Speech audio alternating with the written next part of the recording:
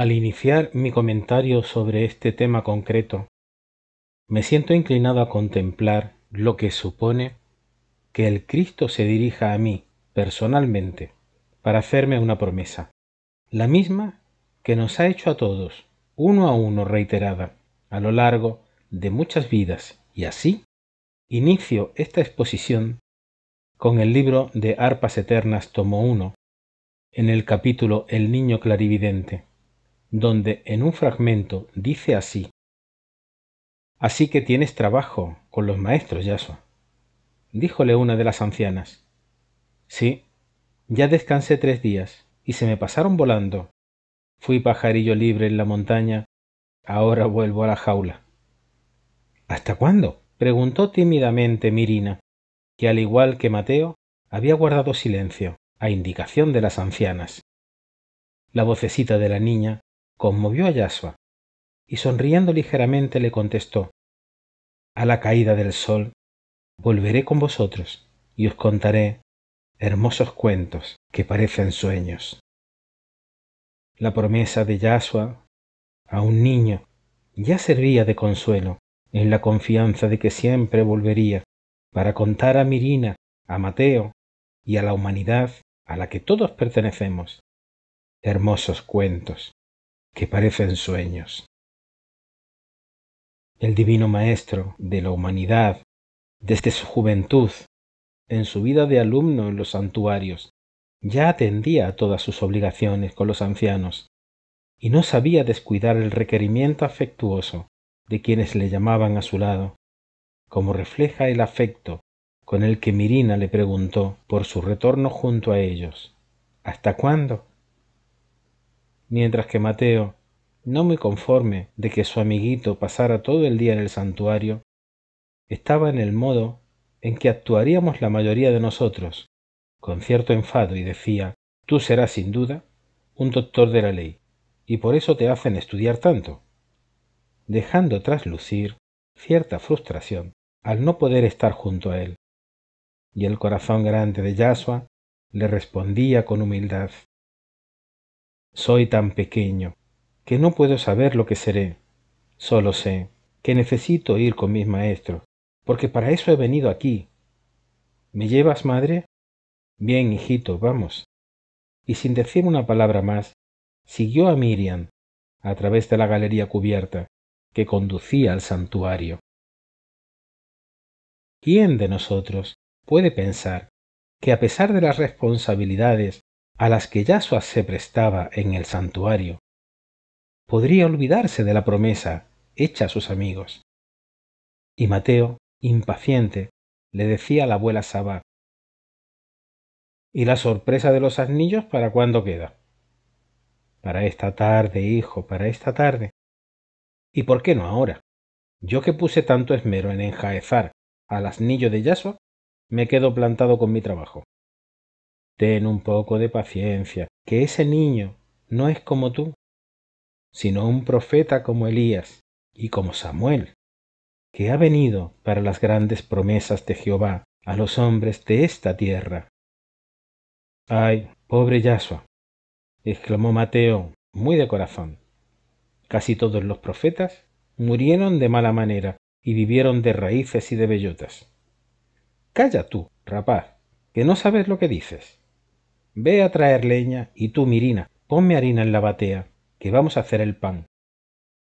La simple contemplación de esta escena me evoca la situación tantas veces repetida a lo largo de los tiempos, con la que el divino maestro nos da ejemplo de atención a los deberes inherentes a las responsabilidades con las que cada cual debe cumplir, y no tener por menos el cumplimiento de nuestras promesas. Así es el alma grande de Yasua, humilde en su expresión e inamovible en su amor. Nosotros, ciegos en las noches oscuras de nuestras vidas, en las que sentimos la fría soledad que creemos padecer, nos sentimos como Mateo, que compadecemos el sufrimiento de quienes nos guían, y al mismo tiempo nos enfadamos impacientes, porque hemos enjaezado un asnillo y queremos que sea, aquí y ahora, la recompensa. por el objeto de nuestra entrega. Tan solo la voz de la abuela Sabá llamaba a la cordura. Calla tú, rapaz, que no sabes lo que dices. Ves a traer leña. Y tú, Mirina, ponme harina en la batea, que vamos a hacer el pan. Mateo no podía comprender en esos momentos el grado de compromiso y la grandeza de cada una de las promesas de Yashua. A la caída del sol volveré con vosotros y os contaré hermosos cuentos que parecen sueños. Y cuando Miriam lo dejó en la puerta del santuario, donde le esperaba uno de los ancianos, éste le dijo: Muy bien, Yashua, ¿te quedas con nosotros hasta la hora nona? Y el niño respondió: Ya lo oyes, madre, a la hora nona estaré contigo. Y besándola tiernamente, se perdió con el anciano en la oscuridad de la galería de piedra. Mientras nosotros vemos esta escena imperecedera que se dibuja en nuestro mundo mental ante la evocación de sus compromisos, sabemos con certera convicción que estará con todos los que le aman y también con los que le desconocen, pues a todos los llamó hermanos.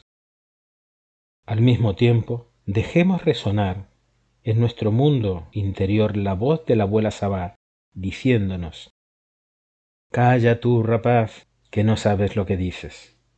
Ve a traer leña. Y tú, Mirina, ponme harina en la batea, que vamos a hacer el pan. Porque es ese pan que amasamos y horneamos con nuestro esfuerzo lo que podrá alimentarnos en la mesa inacabable del banquete que Él nos brinda con sus renovadas promesas. Continuando en el mismo libro, en el capítulo En el monte Cuarantana, también se relata que los terapeutas, en ausencia de su marido, convencieron a Miriam, con ayuda de Elía y José de Arimatea, que ejercía un fuerte ascendiente sobre Josep, para que el niño los acompañara durante 8 días a visitar a los ancianos del santuario, que anhelaban verlo antes de morir. Esta razón y la de la felicidad de su hijo al visitar a los ancianos hizo que Miriam cediera en el propósito. El niño de Miriam, enterado la noche anterior a la hora de la cena del proyectado viaje, ya no fue más el pajarillo taciturno por las tremendas realidades que viera en el templo y que tan cruel desengaño le habían causado. Era una cotorrita parlera, a la cual era inútil pedirle un momento de silencio. Sus risas cristalinas llenaban la casa, sin detenerse a reflexionar que el pequeñín de Salomé dormía en una habitación inmediata. Cuando ya no quedaba nadie a quien referirle de su viaje, corrió a la canastilla del niño y sacudiéndole suavemente de las manecitas le decía: Juan, chiquitito, me voy de viaje al monte Cuarantana, montando un asnillo ceniza que corre como el viento. ¿Lo oyes? Pero no puedo llevarte a ti, porque eres pequeño y no puedes montar. Pero no me guardes agravio, Juanín, porque cuando seas mayorcito te llevaré siempre conmigo.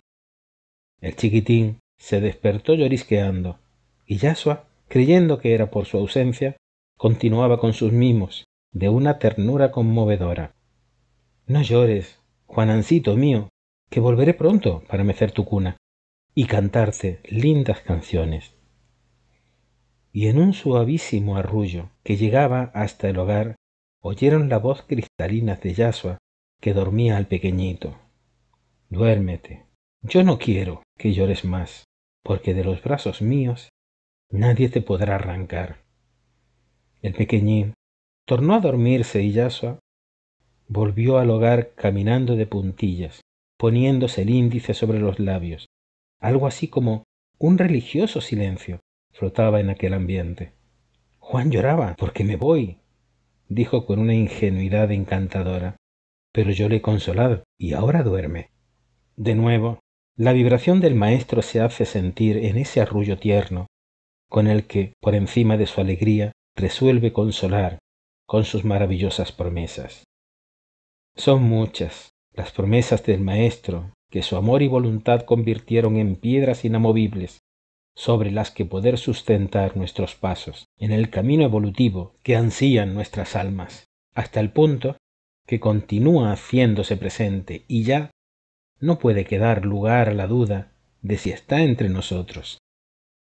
Pero tal como decía, no puede llevarnos con él, porque aún somos muy pequeños. ¿Quién de nosotros puede seguir el ritmo de sus pasos? ¿Quién ama como él ama? ¿Quién deja de dolerse de sí mismo para consolar al semejante? Aún sabiendo esto, necesito muchas veces recomponer mi actitud en mis propias caídas, transitando por el medio en que vivimos, influenciado por egoístas acciones que crea mi propio dolor. Y tan solo su proximidad y sus promesas dan seguridad a mis pasos y fuerzas para continuar en el propósito, con cada respuesta que recibo cuando me pregunto, ¿qué me diría mi maestro en esta situación? Y su promesa se cumple con una respuesta íntima, tal como anunció en el capítulo Yaso a los 20 años del libro Arpas Eternas 2. Leo: volveré a encontraros en este mismo lugar, y no me apartaré de vosotros, mientras vosotros queráis permanecer a mi lado. Aún somos muchos los que no conocemos, o conocemos de forma muy sesgada, el gran amor del Cristo, su vibración o el alcance de sus promesas. Aún así, le sentimos cada cual en la medida de nuestra evolución o sensibilidad, por amor a sus enseñanzas o por el consuelo que obtiene en los momentos de dolor. Y muchos dirán que eso que nosotros llamamos creencia o fe no es otra cosa que una ilusión a la que nos aferramos por el pánico de la propia vida, mientras que nosotros lo llamamos certeza. Dejemos estar las opciones, porque el Maestro vela, y lo que prometió su palabra sin engaño se convierte en obra inexorable que la divinidad confirma en el tiempo. Y así encontramos en Arpas 3, en el capítulo Los secretos del Padre, que en aquel tiempo decía: esta misma evolución actual, promovida por la fraternidad esenia, continuadora de Moisés, será referida a la humanidad un día, extrayendo de los archivos eternos de la luz las verdades que escapan de ordinario a los relatores terrestres, más o menos informados, más o menos parciales, al referir los acontecimientos, ya sea en asuntos políticos, campañas militares o desenvolvimientos filosóficos o religiosos de las porciones de humanidad, países o ciudades afectados por ellos. Tal es, amigos míos, la comunión de los santos, la comunión de las almas con la divinidad, hacia la cual nos sube la oración profunda, sincera, grito del alma desterrada en los planos físicos, palpitación de nuestra propia vida, añorando su origen divino. La oración, vuelo sublime del pensamiento hacia lo absoluto, fuerza desconocida de la mayoría de las almas encarnadas en esta tierra, que enloquecidas por los deseos materiales, no alcanzan a comprender que cuanto más se alejan de su centro original, más y más desventuradas son. La oración, dulce cita de amor del alma encarnada en la tierra, con los moradores del reino de Dios. Orad cuando yo haya vuelto al Padre, y Él me enviará a vosotros tan real y verdadero como lo estoy en este instante. Y cuando reunidos en mi nombre me llaméis con vuestro pensamiento, estaré en medio de vosotros, para deciros: la muerte no es la separación de los que de verdad se aman. La muerte es la libertad del alma de la pesada envoltura material que pone trabas penosas a sus grandes anhelos. La fe y el amor se dan la mano para abrir ante las almas ebrias de luz por la oración profunda todas las magnificencias del reino de Dios. Aun en los momentos más adversos, siempre nos queda ese grito silencioso del alma que le busca tanto en la oración solitaria como en el encuentro de los afines que le buscan con ese amor desinteresado que es capaz de crear el nexo de unión con su presencia que consuela y fortalece, traspasando todas las barreras, y así nos lo hace saber en el capítulo El Maestro Vela, de Llave de Oro. Cuando las dificultades de la vida os hagan vacilar en vuestro plano de sombras, mientras avanzáis por el camino que os marqué con mi doctrina, pensad confiadamente, el Maestro vela, es así a la verdad. ¿No sería insensato pensar que los que os hemos precedido en la eterna subida a la luz y hemos recibido del eterno amor el mandato soberano de cooperar incesantemente a la perfección de todas las criaturas, os hayamos de dejar olvidados en vuestro penoso destierro, sin hacer todo cuanto el poder, la sabiduría y el amor adquiridos nos permitan realizar por vuestra liberación y felicidad?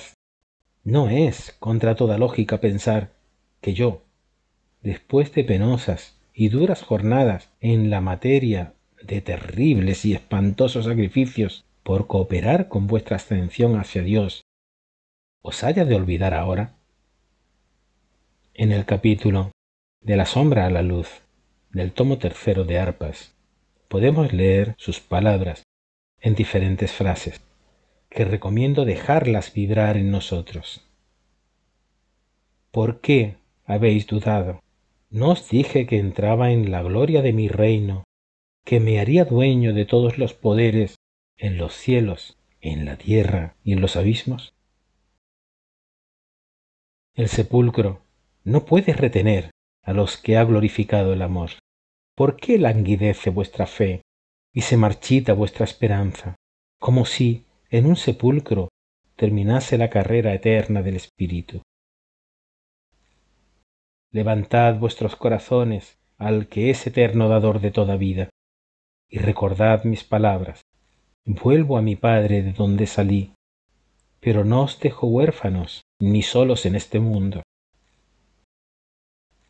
Madre, amigos, hermanos, bendecid a Dios todos los momentos de vuestra vida, y que ningún dolor os haga olvidar mis promesas eternas y mi amor más fuerte que la muerte.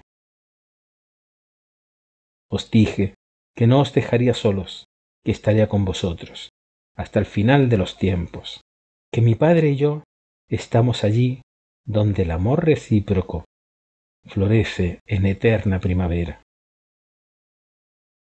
Voy al Padre, pero mi amor unido al vuestro no me dejará separado de vosotros. Hasta siempre. El capítulo, deshojando recuerdos del libro Cumbres y Llanuras, tomo cuarto, nos relata que tras recibir el postrer adiós a la muerte del maestro, el servidor del santuario invitó a todos los amigos de Yasua a seguir los caminos trazados por él, y así los discípulos de Johanán marcharon con el anciano para quedar en el Tabor, mientras que el resto buscó acomodo para esa noche. Unos en casa de Pedro y Cebeo, otros en la de Anani, y también María de Magdalo ofreció su castillo. Todos reconocían haberlo visto triunfante.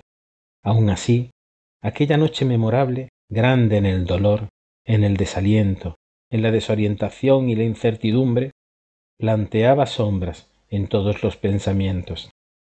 ¿A dónde irían sin él, que había partido definitivamente, para no volver? Recordaban haberle oído decir, cuando yo se he levantado en alto, todo lo atraeré hacia mí. Y esas palabras, reflejos de la dolorosa visión premonitoria de su espíritu, que veía de lejos la forma de su inmolación, fueron tomadas como alusión a su ascensión al reino del Padre, que acababan de presenciar esa misma tarde, a orillas del mar de Galilea. Y la ilusión florecía de nuevo en las almas dolientes y atormentadas. ¿No enviaría su Maestro ángeles de sus cielos de amor y de luz, que les llevasen a todos ellos, con quién sabe qué misteriosos medios, por qué desconocidas fuerzas a ese reino suyo que tanto les había anunciado. Pero estas reacciones eran momentáneas y desaparecían rápidas y fugaces, como frágiles mariposas arrastradas por el vendaval, y tornaba la pesadilla, y el mago del recuerdo diseñaba sombras, y más sombras, como si un interminable otoño continuara deshojando los negros pétalos de un rosal misterioso, la desaparición de aquel ser extraordinario cuya benéfica irradiación les había mantenido a todos como en un éxtasis de interna felicidad, y dentro de esa aura se habían sentido seguros, fuertes, optimistas, plenos de esperanza y de fe. Forzoso es llegar a la conclusión que al faltarles aquel astro plácido y sereno que les había alumbrado, fue para todos ellos un hundimiento profundo.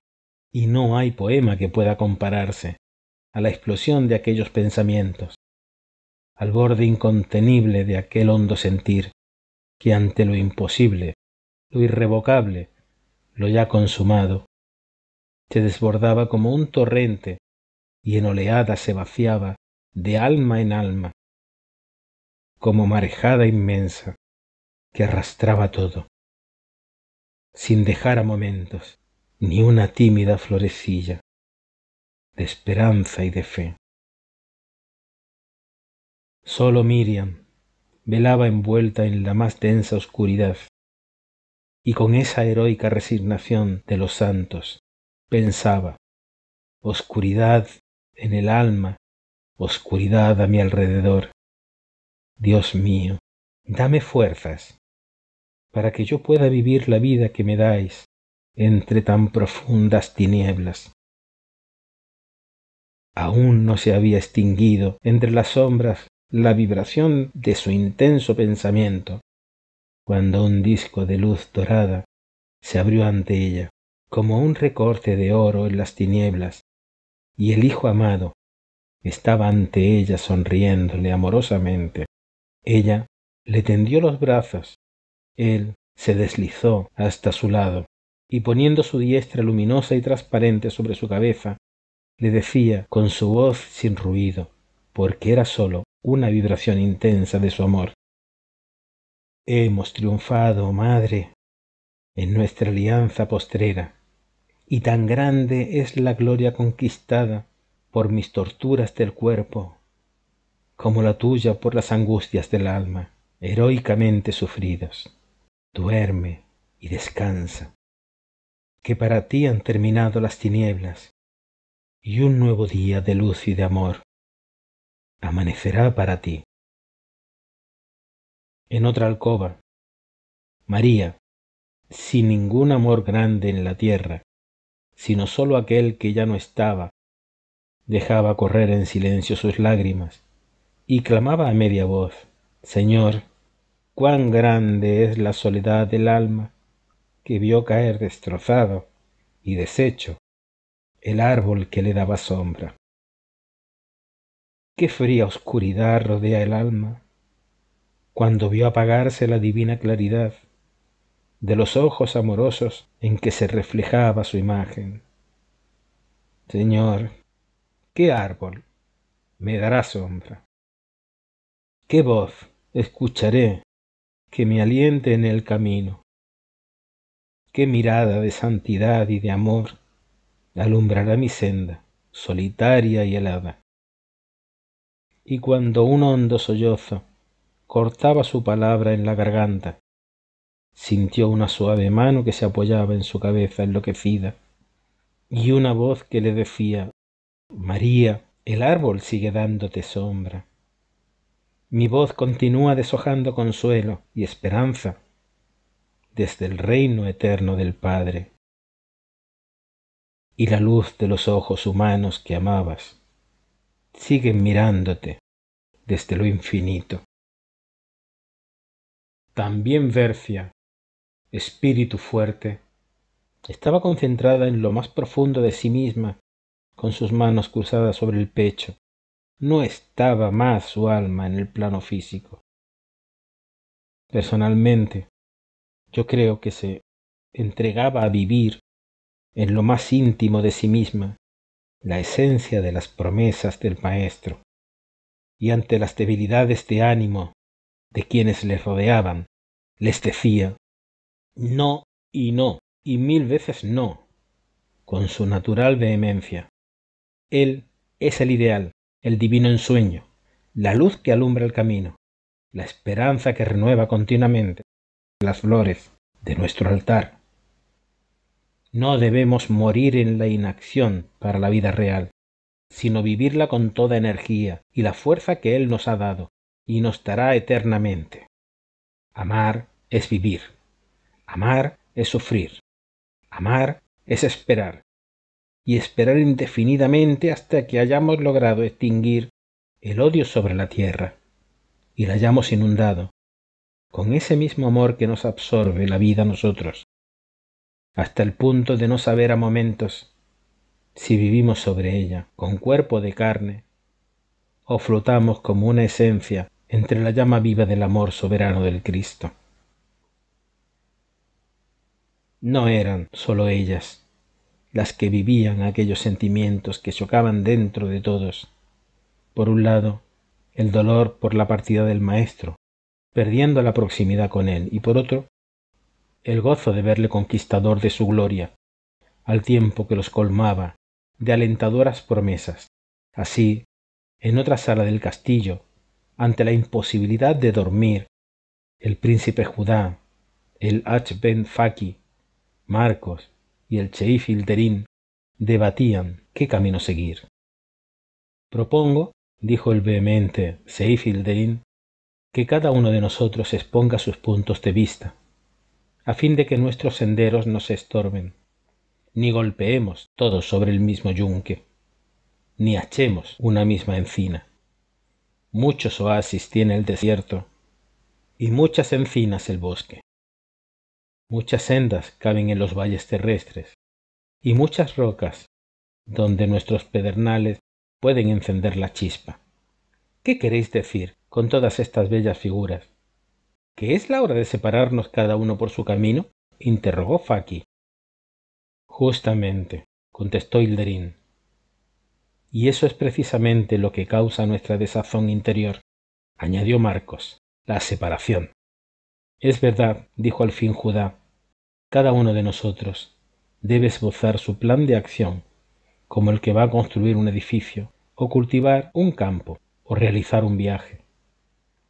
Una vez que estuvieron de acuerdo en las trayectorias que cada uno de ellos seguirían, como misión de sus vidas, al servicio del Maestro, una intensa vibración de amor les estremeció a los cuatro como si una ola de fresca brisa aromatizada de jazmines y de rosas hubiera penetrado por la ventana abierta hacia el bosque y hacia el lago. Y los cuatro repitieron a media voz y con toda la intensidad de una plegaria del alma: donde 3 o 4 estén reunidos en mi nombre, allí estoy yo, en medio de ellos. Y en hondos sollozos fuertemente contenidos en lo profundo del pecho, pareció esfumarse aquella íntima confidencia. Los cuatro amigos se encontraron de pie en el centro de la alcoba y con las manos fuertemente enlazadas. Como un soplo divino, el amor del Cristo había cruzado en medio de ellos, con un desbordamiento de inspiración y de fe en el supremo ideal y en la voluntaria ofrenda de sí mismos hacia la humanidad, por amor a Él. Cada uno se sumergió en su mundo interno, en ese suave y dulce silencio, evocador de recuerdos, de días y horas que ya pertenecían al pasado, y que el supremo amor al ausente hacía revivir con fulgores de llamarada viva que se encendía de nuevo. También Boanerges, en otra estancia, dejaba desgranar sus quejas por aquella muerte injusta y se preguntaba cómo había sido posible. Y en medio de su dolor cantaba estrofas en la penumbra de su habitación, y su laúd lloraba con él, vibrando suavísimamente, a tono con su corazón. Y la tempestad se diluyó, por fin, como un vendaval momentáneo en una mansa quietud. Hemos pecado contra el Altísimo y contra el profeta de Dios, dijo Cipro, secando sus lágrimas. ¿Cómo hemos podido dar cabida a la serpiente de la duda, después de haber oído y amado al profeta de Nazaret? Creo que queda avalado el hecho de que no somos desheredados del Maestro, sino los beneficiarios de su amor comprometido, refrendado en infinitas ocasiones cada vez que le llamamos, haciéndose siempre presente con su consuelo y guía. A pesar de ello, es verdad que la naturaleza humana aún duda en ocasiones de todas sus promesas, y siempre es necesario un Cipro o una Bercia que nos despierte de la atonía y nos recuerde su amor, para que nos preguntemos ¿qué haremos ahora? Y poder responder como lo hizo Boanerges, secando también sus lágrimas. Trabajar para que Él siga siendo desde sus cielos de amor lo que hizo todo el tiempo que vivió en la tierra. En mi sentir particular, la mayor de todas sus promesas, de estar junto a nosotros cuando dos o más se reúnan en su nombre, la encuentro en la promesa tantas veces repetida, que volvió a recordarnos durante la cena íntima con los 12, que se describe en el capítulo La despedida de Arpas 3, y leo: De cierto os digo, que si el grano de trigo no cae a la tierra, y en ella muere, solo queda.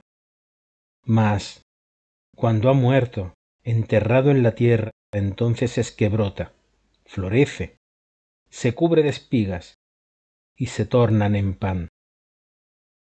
El que más ama su vida, más alegremente la pierde, porque sabe que la recobrará en la luz y la gloria del Padre. Mi alma está turbada por causa de vuestra angustia, y digo: Padre, sálvame de esta hora, que me hace ver el dolor de los que son míos. Mas, si he venido para ver llegar esta hora, glorifica en mí tu santo nombre sobre todo lo creado. Una corriente sonora y suavísima se extendió como una oleada de armonía por salas y patios en aquella inmensa casona llamada Palacio Enadaz, y todos cuantos estaban refugiados en ella corrieron hacia el gran cenáculo, pues de allí partían las maravillosas vibraciones que llenaban a todos de una extraña emoción. Eran voces musicales, como si millares de arpas cantasen el lenguaje ininteligible a los oídos humanos, pero de una dulzura inefable y tiernísima. Las doncellas galileas escuchaban en las puertas cerradas del cenáculo, sin acertar a comprender qué maravilla se obraba allí dentro. La corriente sonora fue apagándose lentamente, y todo volvió a su estado normal. En un estado semiestático, los discípulos tampoco podían precisar lo que era aquella armonía. Cuando desapareció la sonoridad, el maestro mandó abrir las puertas y dejó que entrasen cuantos quisieran de los moradores de aquella casa. Tomó la cesta de los panes sin levadura y lo partió entre todos. Tomó su ánfora con vino y acercándola él mismo a todos los labios, les dio de beber. Es mi último pacto de amor con todos vosotros, les dijo, y cada vez que lo hiciereis, como yo lo he hecho, acordaos de esta alianza postrera, por la cual quedaré en medio de vosotros, hasta la terminación de los tiempos. Y donde estéis reunidos en mi nombre, estaré yo en medio de vosotros. Señor, díjole Pedro, hablas como en víspera de un largo viaje, ¿A dónde vas, señor? Maestro bueno, ¿dónde vas? El maestro le miró con infinita dulzura. Donde yo voy, no podéis ir por ahora, ninguno de vosotros. Pero me seguiréis más tarde, cuando hayáis llevado a todos los pueblos de la tierra el mensaje de amor que dejo encomendado a vosotros.